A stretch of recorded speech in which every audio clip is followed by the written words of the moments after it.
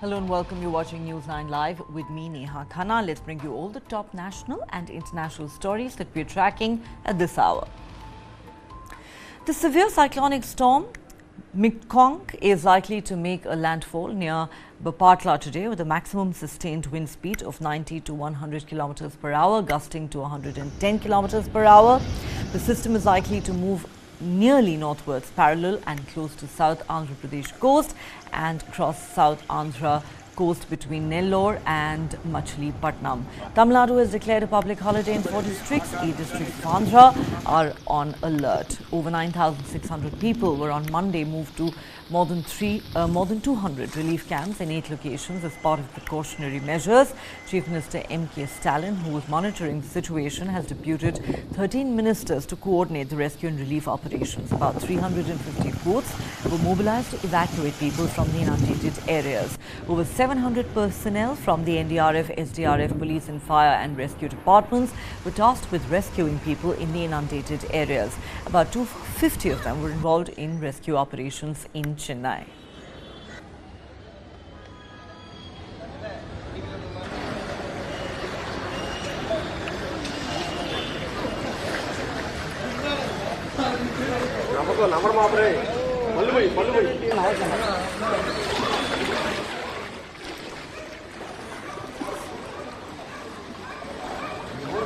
All right.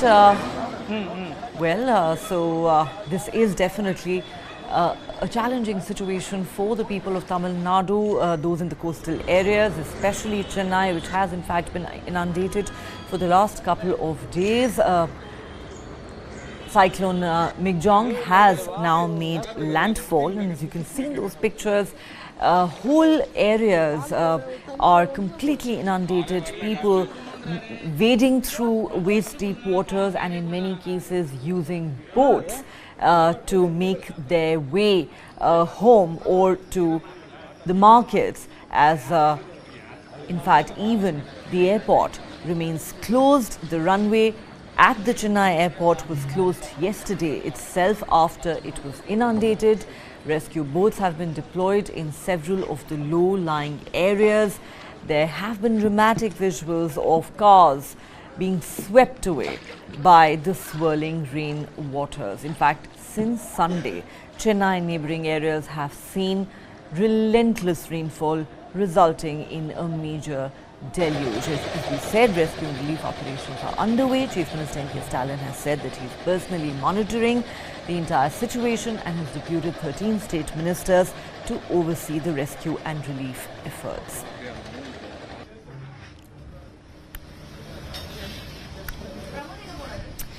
The wind speed is expected to be anywhere between 100 and 110 kilometers per hour.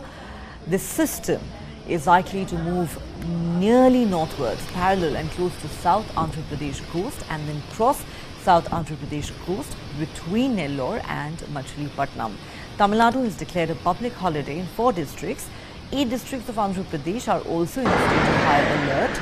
More than 9,500 people on Monday were moved to over 200 relief camps that have been set up in 8 locations, with the government not leaving anything to chance. Chief Minister Stalin is monitoring the situation. His ministers are on the ground overseeing the rescue and relief efforts. 350 boats at least have been mobilized to evacuate people from the inundated areas. Several teams of the NDRF, the SDRF, the police and fire and rescue departments have been tasked with rescuing people in the inundated areas. At least 250 of them are involved in rescue operations in the city of Chennai alone. As you can see in these visuals, whether it's animals or people, everybody seems to be impacted. We've seen people wading through waist-deep waters. We've seen rescue boats being deployed in several residential areas, with the situation becoming rather challenging in many neighborhoods. As you can see in these visuals, it is clearly a tough time for the residents of Chennai. This is a deluge. Several flights have been impacted. At least 100 trains have been cancelled. We're told at least 30 flights have been cancelled. At least a couple of runways at the Chennai airport needed to be shut because of inundation. Though the airport has now resumed operations, it was closed till late last night. The low-lying areas, as always, are the worst hit, with rescue boats now being deployed in those areas to help the people who are stranded and struggling to get out of those waist-high waters, many trapped inside their own homes. You can see from rescue boats to bulldozers being deployed in this situation as the residents of Chennai deal with a deluge-like situation. Of course, parts of Andhra, coastal Andhra, are also taking a hit because of this cyclone. It is going to impact large parts of the coastal region near Tamil Nadu, Andhra Pradesh, Odisha. Many of these areas are in a state of high alert. The landfall is expected between Nellore and Machilipatnam.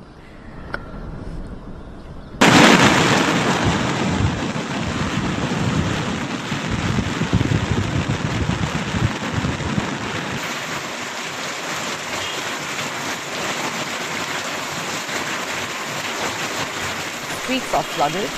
There are massive power outages in many areas.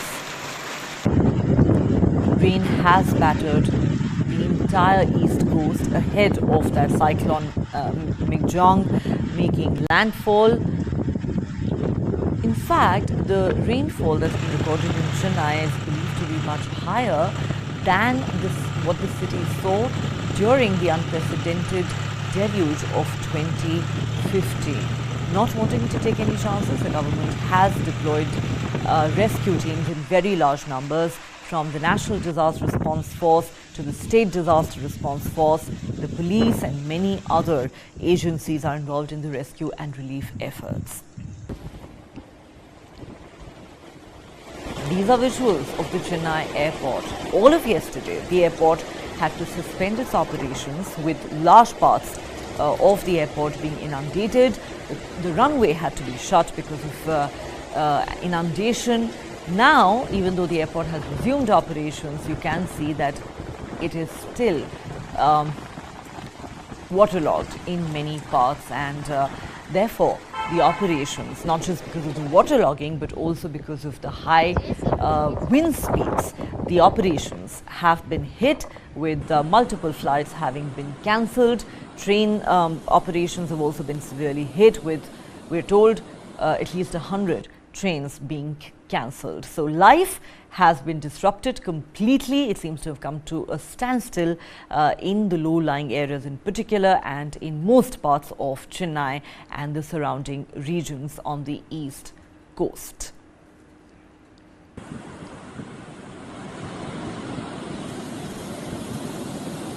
And it's not just Tamil Nadu, Andhra Pradesh is also taking a hit. We also are getting visuals from Vijayawada of heavy rains and the sea being, you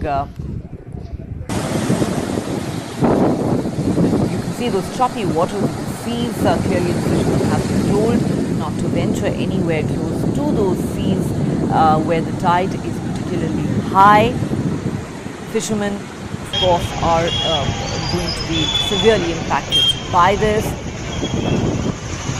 and in fact for almost every resident of these areas, whether it is the coastal parts of Tamil Nadu or Andhra Pradesh, life seems to have taken a huge hit.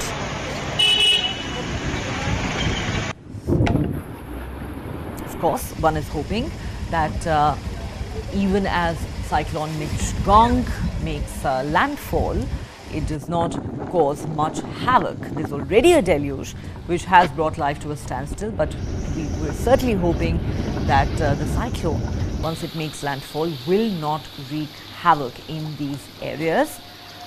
As of now, it is still a strong cyclone which is expected to make landfall between Nellore and Machilipatnam. This is also the first storm to hit Andhra Pradesh, but this particular cyclone is affecting Andhra, Tamil Nadu as well as coastal Odisha.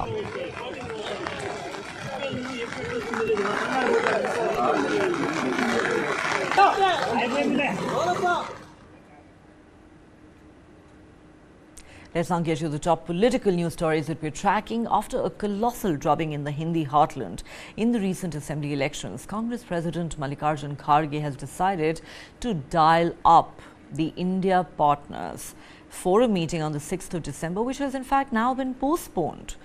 The Congress is putting up a brief front, even as several allies have given it a cold shoulder. First Mamta and then Akhilesh Yadav said they were not going to attend this meeting. JDU's Nitish Kumar also said he would not be attending the meeting on the 6th, but would send a representative. Mamta Banerjee claimed she was not informed and that she had other commitments on that day, adding that she would have attended the meeting if she had prior information. The CPM and the CPI have asked Rahul Gandhi not to contest from Wayanad in Kerala and to contest from a constituency in North India instead. And as we said, after those voices coming in the wake of the debacle for the Congress party in the Hindi heartland, the party decided to postpone the India Alliance meeting that was scheduled to be held on the 6th. देखिए, जो India alliance है सब intact है, सब लोग एक साथ हैं. जो भी कमियां हैं, जो भी दिक्कतें हैं, वो सब हम एक साथ करेंगे, क्योंकि हम इस कमिटमेंट से आए हैं, इस रिजॉल्व से आए हैं कि जो देश के सामने दिक्कतें हैं, जो ध्रुवीकरण की बात हो, फार्मर डिस्ट्रेस हो, महिलाओं के बढ़ते क्राइम्स हो, बेरोजगारी हो, इन्फ्लेशन हो, ये सारे मुद्दे देश की प्रायोरिटी है. संविधान को दरकिनार किया जा रहा है, डेमोक्रेसी के जो प्रिंसिपल्स हैं उसको खत्म किया जा रहा है. तो इन सब मुद्दों के इस कमिटमेंट से हम आए हैं, क्योंकि शॉर्ट नोटिस था, सिटिंग चीफ मिनिस्टर हैं, अपना शेड्यूल रीअरेंज नहीं कर पा रही हैं, तो वो हम लोग अपनी व्यवस्था देख लेंगे किस तरीके से जल्द मीटिंग हो और सारे जो है मुद्दे हैं उस पर चर्चा हो. कांग्रेस की हवा निकल चुकी है और महागठबंधन के लोग इतने डिमोरलाइज हैं कि 5 महीने के बाद जो लोकसभा के चुनाव होंगे उसमें वो बीजेपी का मुकाबला करने में सक्षम नहीं है. लेकिन इस मीटिंग का तो अब कोई औचित्य नहीं रह गया. लेकिन हो सकता है कि अगले 24 घंटे में मीटिंग को कोई स्थगित न कर दें ये लोग. जब नीतीश कुमार नहीं आ रहे हैं, ममता बनर्जी नहीं आ रही हैं, अखिलेश यादव के आने पर भी क्वेश्चन मार्क लगा हुआ है, तो फिर उस बैठक का औचित्य क्या रह जाएगा. तभी ये लोग कोप भवन में सारे लोग हैं, दुखी हैं, इनको भरोसा था कि कुछ न कुछ होगा, लेकिन जिस तरह की करारी जीत हासिल हुई है बीजेपी को तीनों राज्यों के अंदर, उसके बाद ये सब लोग निराश और हताश हैं. देखिए, नीतीश कुमार का दौर अब खत्म हो चुका. जो व्यक्ति अपने राज्य में 44 सीट अपनी पार्टी को नहीं जिता सकता है, वो अगर इंडिया अलायंस का अगर चेहरा बन गया तो जो सीटें आने वाली भी हैं वो भी सीटें नहीं आएंगी. In other news, Union Home Minister Amit Shah will move 2 bills related to the Union Territory of Jammu and Kashmir for consideration in the Lok Sabha on Tuesday, that's later today. The 2 bills are the Jammu and Kashmir Reservation Amendment Bill and the Jammu and Kashmir Reorganisation Amendment Bill. These bills were first tabled in Parliament on the 26th of July this year and will now be put up for consideration and passage by the lower house of Parliament. Let's give you more details about the provisions of these bills. Let's first talk about the J&K Reservation Amendment Bill. This bill seeks to make amendments to the J&K Reservation Act of 2004, which provides for reservations in jobs and admissions for scheduled castes, scheduled tribes and other socially and educationally backward classes. Through this amendment bill, the government seeks to make certain inclusions and exclusions from the socially and educationally backward classes category. The bill substitutes socially and educationally backward classes with other backward classes or OBCs, which will be declared by the administration of the Union Territory of Jammu and Kashmir. The second bill to be taken up for consideration is the J&K Reorganisation Amendment Bill. This bill will make amendments to the J&K Reorganisation Act of 2019. This bill seeks to increase the number of seats in the Jammu and Kashmir Legislative Assembly from 83 to 90. It also reserves 6 seats in the Assembly for SCs and 9 for STs. The bill says the Lieutenant Governor of Jammu and Kashmir can nominate up to 2 members from the Kashmiri migrant community to the Legislative Assembly. The LG will also have the power to nominate to the Assembly 1 member representing the displaced persons from the territory of Pakistan-occupied Kashmir.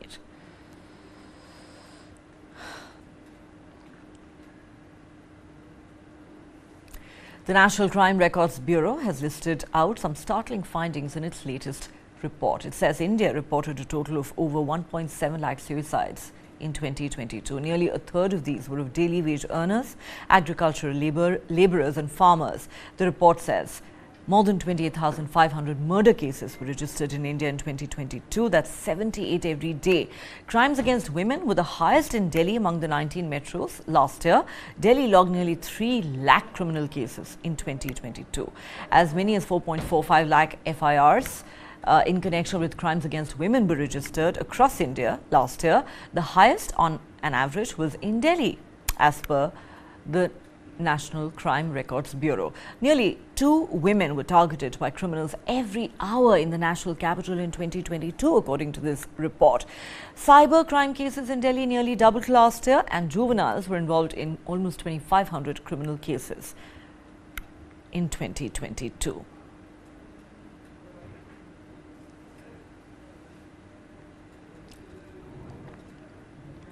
In a significant engagement, the U.S. Principal Deputy National Security Advisor John Feiner met with External Affairs Minister Dr. S. Jaishankar on Monday.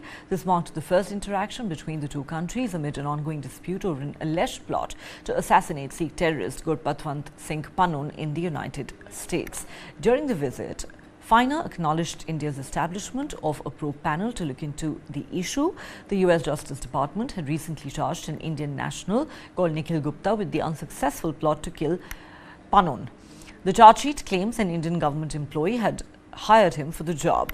India, which has been highlighting the threats emanating from Sikh terrorists based in the US and Canada, had distanced itself from these accusations. What's noteworthy is also American double standards on the issue of terrorism. The US, which has destabilized governments across the world in the past as part of its national policy and targeted its enemies frequently on foreign soil, is now defending a terrorist who very recently had threatened Air India.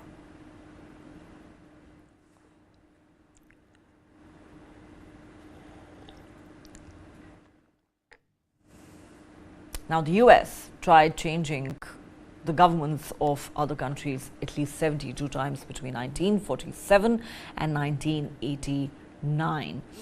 This includes 16 covert operations and 6 overt operations. Most covert efforts to replace another country's government actually failed. 16 cases were reported in which Washington sought to influence foreign elections. And countries where the US changed the regime include Iran, Cuba, Hawaii and Congo. The list also includes Guatemala, South Vietnam, Chile, Afghanistan and Iraq. It's actually a pretty long list.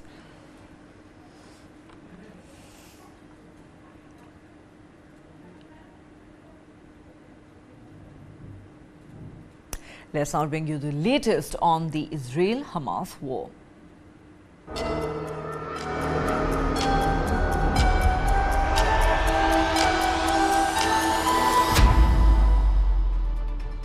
The following content may contain visuals that are disturbing, graphic, or sensitive in nature. Viewer discretion is advised. This material is intended for mature audiences and may not be suitable for all viewers. Please exercise caution while watching, and if you find such content distressing, we recommend discontinuing viewing. This disclaimer is provided to ensure awareness and to prioritize viewer well-being. The war between Israel and Hamas has now entered the 60th day. Let's get you a complete lowdown.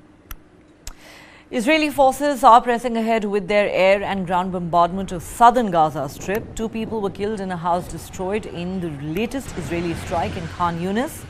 Turkey's President Erdogan has said Israel's Prime Minister will be tried as a war criminal. He's repeatedly referred to him as the butcher of Gaza. Over 1.7 million Palestinians are internally displaced in Gaza, according to UN agencies. At least 85 Israelis and 180 Palestinians have been released so far in the exchange of hostages and prisoners that took place during a 7-day temporary truce. Over 1,400 aid trucks have been let into Gaza in recent days. According to the Palestinian Health Ministry, at least 15,900 people, including more than 6,600 children, have been killed in the Gaza Strip since the war began. Israeli airstrikes and artillery barrages have overwhelmed hospitals in Khan Younis and Rafah, coping with a surge in casualties. In Rafah, massive craters marked the aftermath of an Israeli airstrike, with residents extracting bodies of people from the rubble. Despite being designated a safe area by Israeli forces, residents reported coming under attack and also casualties in these attacks. Israel argues that it's designated safe areas to protect the civilians of Gaza, but UN officials and Gaza residents argue that real-time adherence is challenging due to inconsistent internet access and unreliable electricity. They have clearly said there is simply no safe zone in Gaza.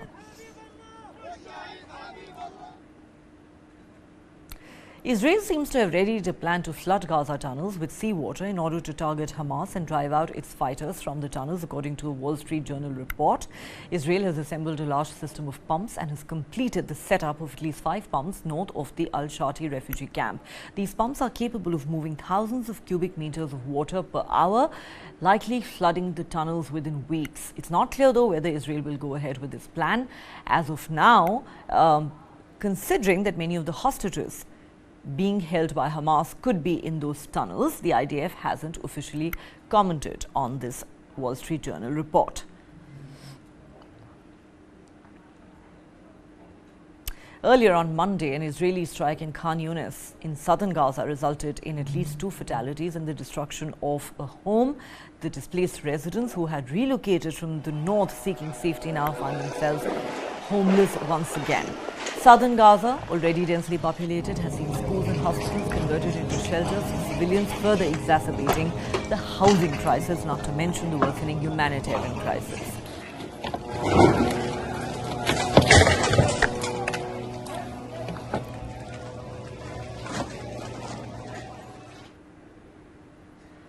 Palestine TV broadcast footage depicting the aftermath of an Israeli occupation in the occupied West Bank, resulting in the death of 2 Palestinians and the apprehension of 2 others. The official Palestinian news agency, Wafa, reported the incident without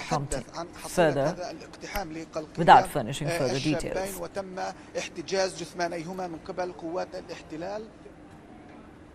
Israeli forces launched a raid on Kalandia in the West Bank yesterday. The operation involved the deployment of military vehicles and forces who threw stun grenades and conducted rooftop interventions in the area. No official statement has been released by the military or the police on this incident. Tensions have been rising in the West Bank for the last 18 months, and things have got a lot worse since the 7th October Hamas attack on Israel and Israel's counter-offensive against Hamas in Gaza. Israeli forces have in fact intensified their operations, with more frequent arrests and raids causing multiple clashes in the West Bank.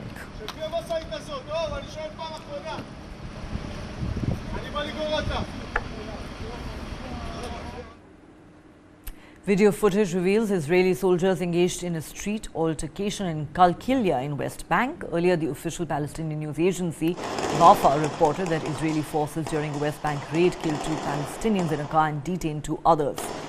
In response to this incident, an Israeli military spokesperson mentioned counter-terrorism activity.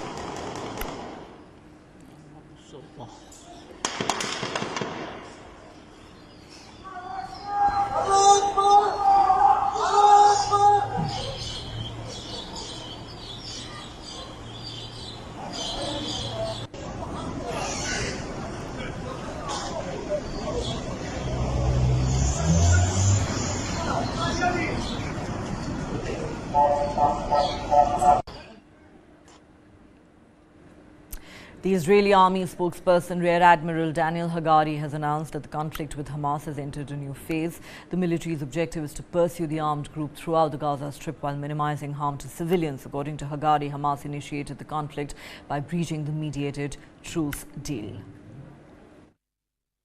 We're pursuing Hamas wherever Hamas is hiding, in the north and in the south.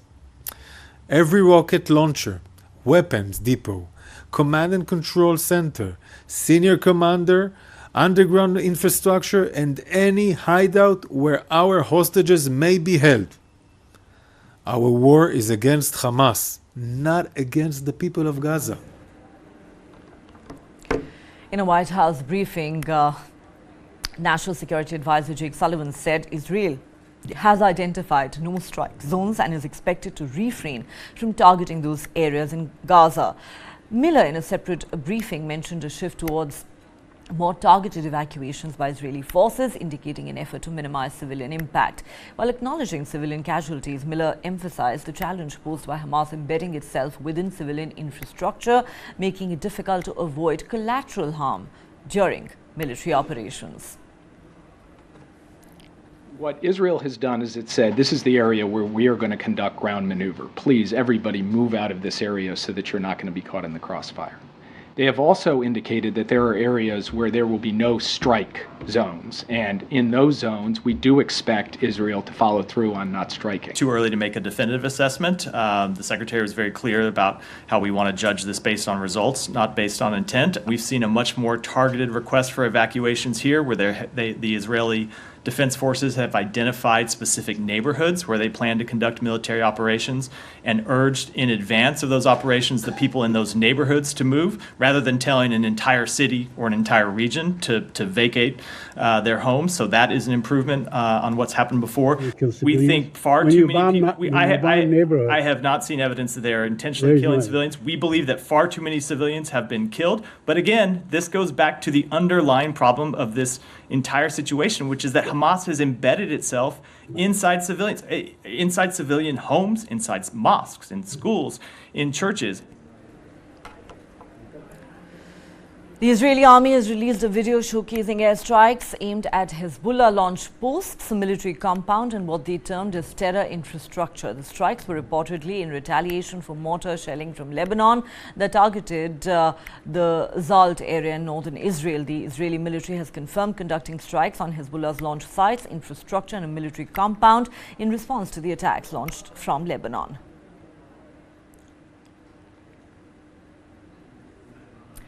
Turkish President Recep Tayyip Erdogan said on Monday that Prime Minister Benjamin Netanyahu will likely be tried as a war criminal over Israel's ongoing offensive in the Gaza Strip. In a speech addressed to the Organization of Islamic Cooperation in Istanbul, Erdogan said Netanyahu admitted that he is pursuing expansionist policies, adding that defending Gaza right now is the same as defending other Islamic cities in the region. He said beyond being a war criminal, Netanyahu, who's the butcher of Gaza right now, will be tried as the butcher of Gaza, just as Milosevic was tried. Avrupa'nın birçok ülkesinde göçmen nüfusun Kahir ekseriyetini oluşturan Müslümanlar her gün bir başka yabancı düşmanı, ırkçı, ayrımcı, şu anda Gazze kasabı olan Netanyahu bir savaş suçlusu olmanın ötesinde kesinlikle Gazze kasabı olarak aynen Milosevic nasıl yargılandıysa bu da yargılanacaktır. 67 sınırlarında başkenti Kudüs olan bağımsız, egemen Gazze kasabı Netanyahu meselenin Gazze veya Ramallah olmadığını, yayılmacı hedefler peşinde koştuğunu kameralar önünde bizzat ifşa etti. Dolayısıyla bugün Gazze'yi ve Filistin'i savunmak demek, Kudüs'le birlikte Mekke'yi, Medine'yi, İstanbul'u savunmak, Şam'ı, Beyrut'u, Bağdat'ı ve diğer İslam beldelerini de savunmak demektir. Turkey, which supports a two-state solution to the decades-old Israel-Palestine conflict, has sharply criticized Israel over its campaign in Gaza.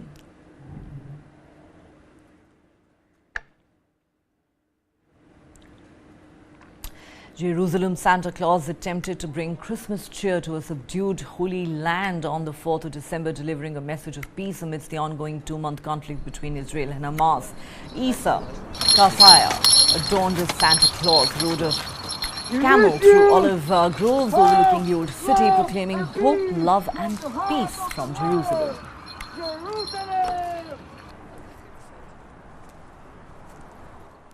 The more important message to send from the heart of the world, Jerusalem, is the message of peace and hope from the Holy Land to the world, and wish this war will finish to live in happiness. Merry Christmas and Happy New Year from the Holy Land! Ho, ho, ho! This year's Christmas celebrations in the region are anticipated to be somber, overshadowed by the war in Gaza that has resulted in close to 16,000 Palestinian casualties, as reported by the Hamas-run health ministry. The conflict began when Israel launched an assault against Gaza's ruling Hamas Islamists in response to a cross-border attack on the 7th of October, when Hamas gunmen killed 1,200 people and seized 240 hostages. The White House has said that it is out of money and nearly out of time to provide more aid and weapons to Ukraine in its war against Russia. The warning was issued by the White House in a letter to the Congress leaders and stated how $11 billion have already been given to Ukraine in military aid. Shalanda Young, director of the Office of Management and Budget, said without congressional action, the U.S. will not be able to provide military aid and equipment to Ukraine much longer. Young also added that a lack of funds will embolden chances of Russian victory in Ukraine and increased aggressions in Europe. The White House plea comes after the U.S. administration had asked the U.S. Congress in October for $100 billion in order to support U.S. allies and partners and advance American national security. The U.S. on Monday charged a former ambassador to Bolivia with spying for Cuba for over 40 years in what the Justice Department described as one of the highest-reaching and longest-lasting infiltrations of the U.S. government by a foreign agent. Here's a report.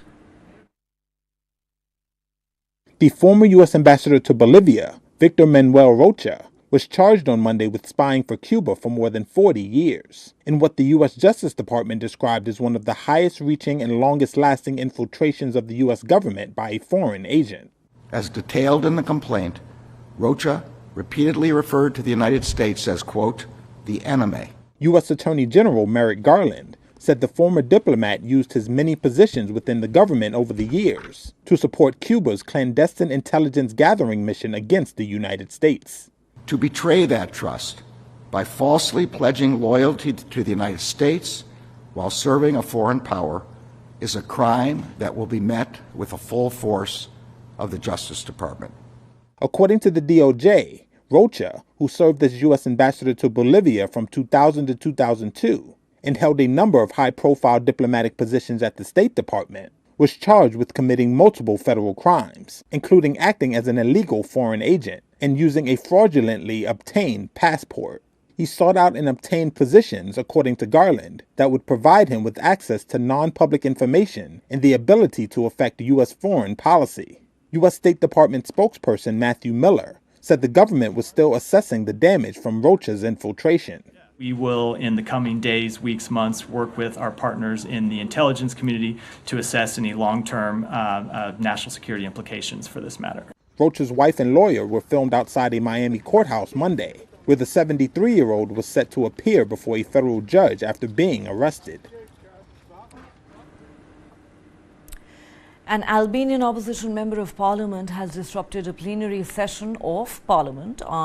This happened on Monday, igniting smoke bombs and setting paper on fire, accusing the government of trying to silence the opposition. The Democratic Party of Albanian MP Flamur Noka held the smoke bomb in the middle of Parliament chamber, where Prime Minister Edi Rama Socialist Party has a majority. Last month, prosecutors charged the de facto leader of the Democratic Party of Albania, Sali Berisha, a former Prime Minister and his son-in-law, with corruption over a land deal involving the grounds of a sports club. They accused him of using his influence as Premier from 2005 to 2009 to exert pressure for the conclusion of the privatization procedures in favor of others, including his daughter's husband.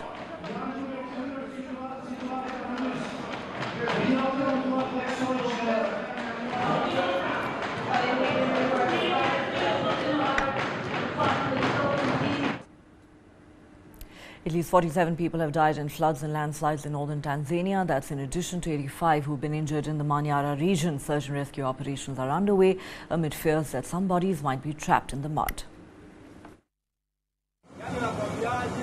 More than 50 people have died in floods and landslides in northern Tanzania, the president's office said on Monday. That's in addition to 85 injured in the Manyara region.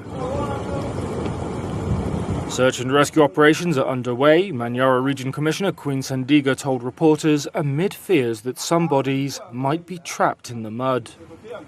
President Samia Suluhu Hassan said that in the village of Katesh in Hanang district, 100 houses had been swallowed by a landslide. I want to say that I have instructed that all efforts are directed towards rescuing those who were involved in this tragedy and to prevent more deaths. Tanzania's disaster follows hundreds of deaths in Somalia and Kenya since seasonal rains began in October. A combination of the El Niño and Indian Ocean dipole weather phenomena has caused severe flooding that has also forced hundreds of thousands from their homes.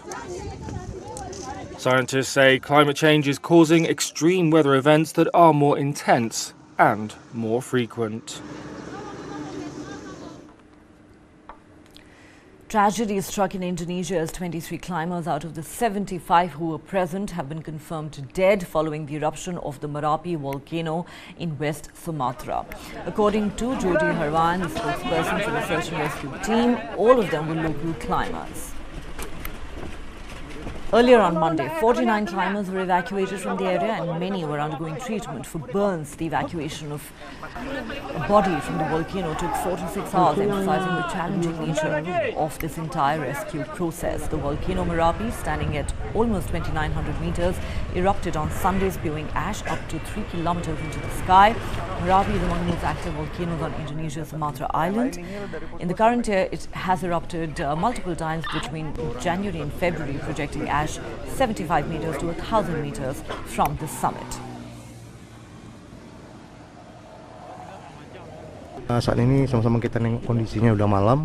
At this time, we can see night is approaching, and we fear there may be further eruptions. So for the safety of the entire joint search team, we will stop and continue tomorrow morning. Music app Spotify will lay off around 1,500 employees, or 17% of its total staff.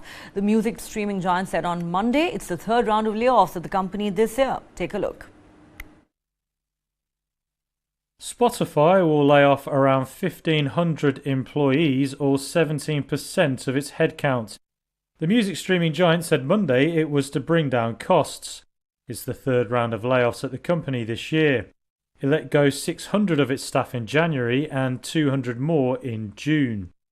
Spotify CEO Daniel Ek sent a letter to employees explaining the company hired more in 2020 and 2021 due to the lower cost of capital.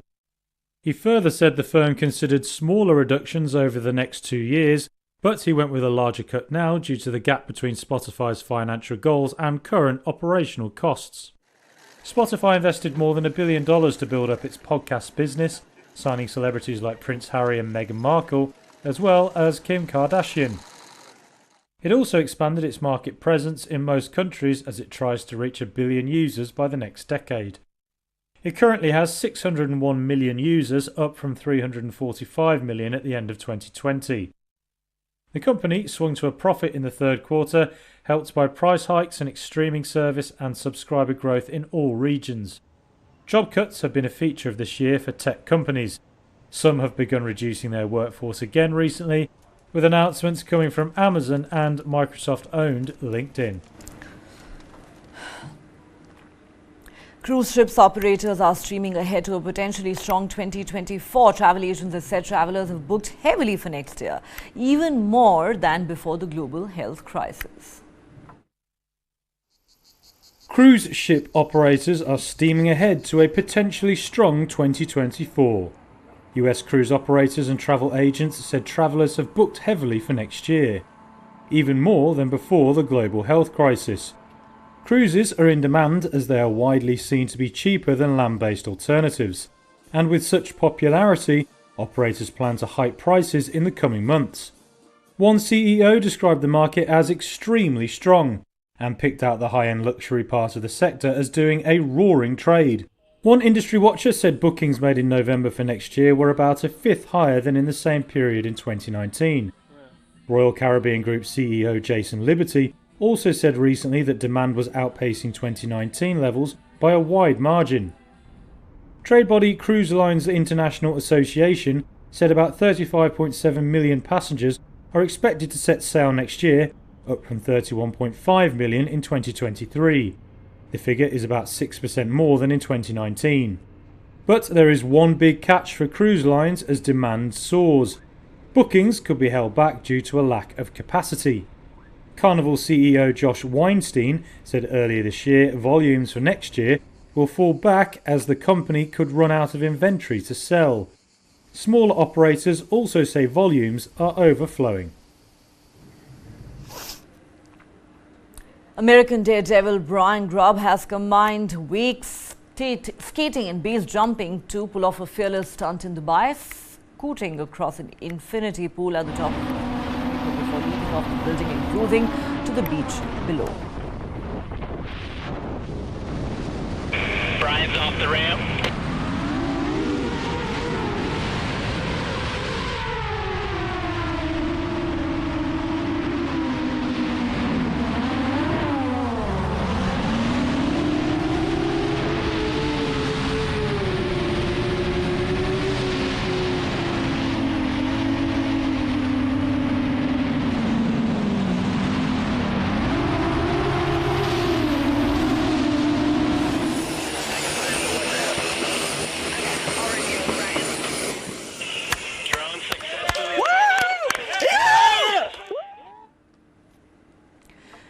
Work has begun to secure and restore Bologna's leaning tower following fears that it could collapse. The 48-meter Garicenta Tower in Italy, which rises into the sky of this Italian city next to the taller Arsenelli Tower, was built in 1109 and is one of Bologna's symbols.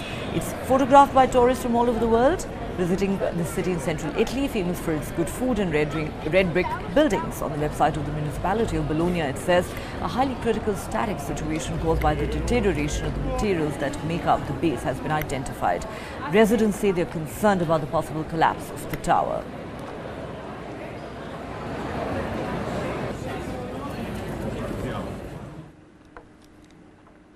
South Korea on Monday successfully launched or conducted the flight of a solid fuel rocket carrying a satellite over the sea near Jeju Island amid a growing space race with neighboring North Korea. It was the third successful test of the rocket's technology after two others in March and December 2022 and involved technology developed at the state-run Agency for Defense Development and a booster and satellite produced by South Korea's Hwasa Systems, according to a ministry statement.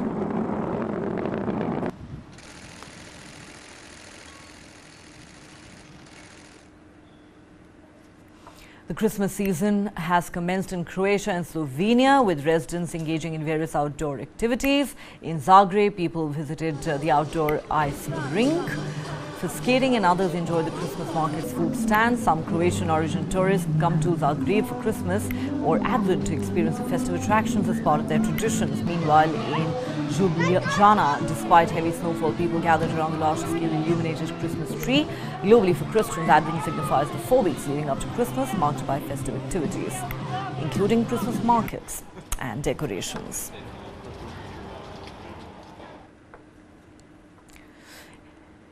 The Edinburgh Zoo visitors seize the opportunity to see the country's only 2 giant pandas before their 12-year stay concludes and they head back to China. Access to the enclosure will be limited on Thursday as the pandas Yang Guang and Tian Tian undergo preparations for their upcoming flight. Zookeepers have spent weeks acclimatizing the pandas to crates for their expected journey in early December, originally arriving in Edinburgh in 2011 under a 10-year agreement between the Royal Zoological Society of Scotland and the China Wildlife Conservation Association. Their stay was extended by 2 years due to the pandemic.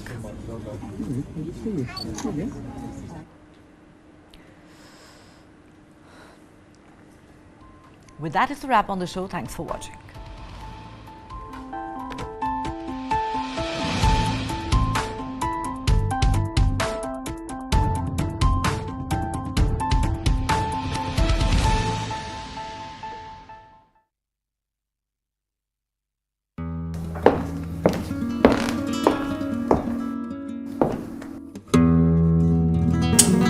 Hello everyone, Namaskar. I'm music composer Ricky Cage.